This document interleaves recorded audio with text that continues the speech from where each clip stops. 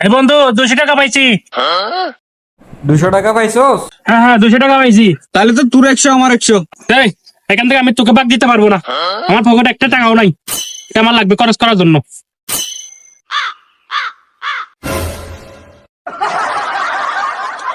এ বন্ধু, এই দেখ 2000 টাকা পেয়ে গেছি।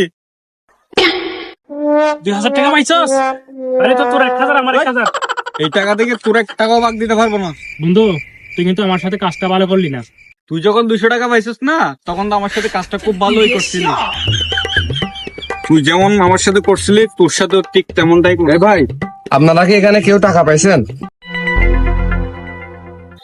ভাই এই তো ভাই আমি এখন 200 টাকা পাইছি, আরো 2000 টাকা পাইছে।